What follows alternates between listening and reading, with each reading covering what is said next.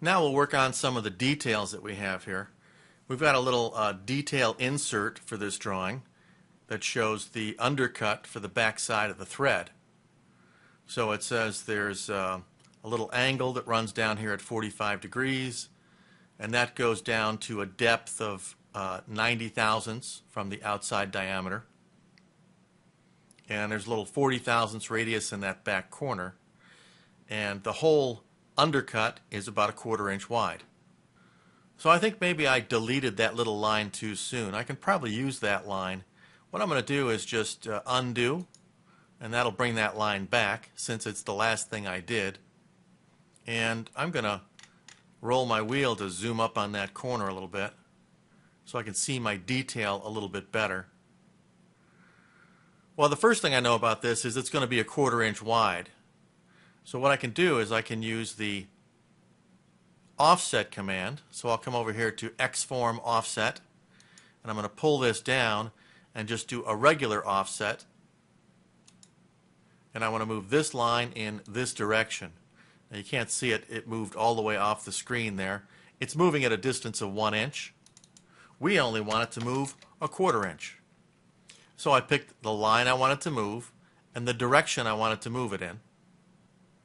And I'm making a copy. And we'll OK that. So there's my 1/4 inch width for my groove. Now I also need to move this down 90 thousandths for my depth. I suppose I could have just stayed in the offset command, but that's okay. I can pick it here from my most recently used list of commands. Every time you do something in Mastercam, it adds the last 5 or 6 commands to this most recently used list. A lot of times they'll just refer to this as the MRU. So I'll go back here and pick Transform Offset.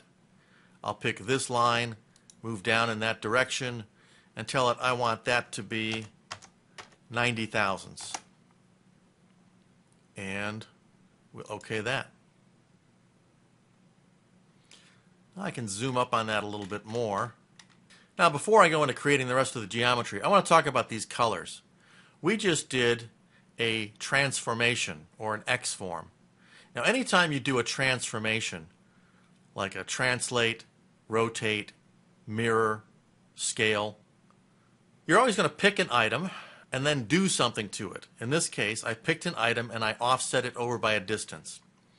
When you do that, you get this change in colors. These colors mean something.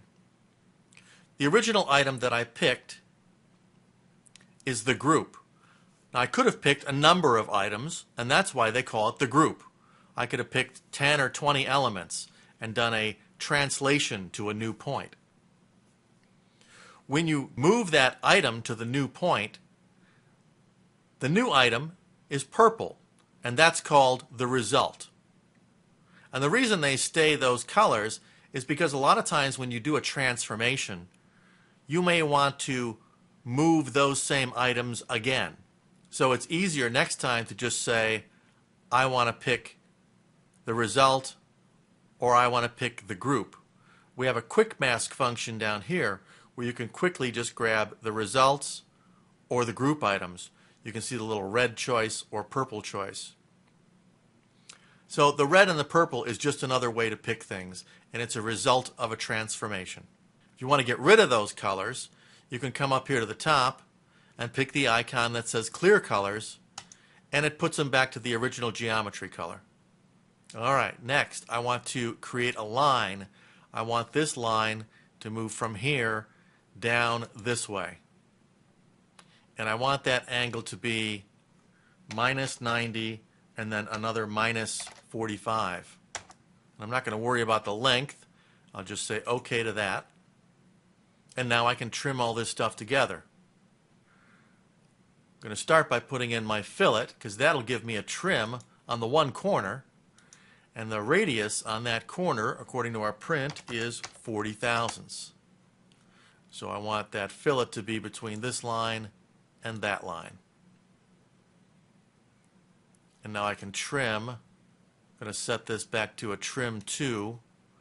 I want to trim this to this, and I want to trim this to here. And I want to trim this line to that line. Okay, that. Now I can pick this line and delete it. And there's our little undercut for the nose. The next thing we want to do is to put the chamfer on our corner.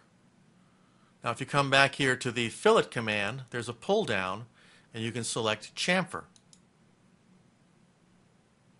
Okay, it's set to 45 and we're going to tell it we want a length of 70 thousandths between this line and that line.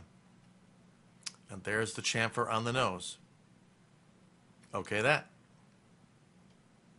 Now if you wanted to put in something to represent the center line, we could go back to the line command, and down here on the bottom we can pick the line style. So I can pick a center line and I'll force this to be horizontal from there to, and I'll just grab the end point of this one and okay that. And now if I wanted to, I could say trim this to here. Okay that. And that should be everything we need to start machining.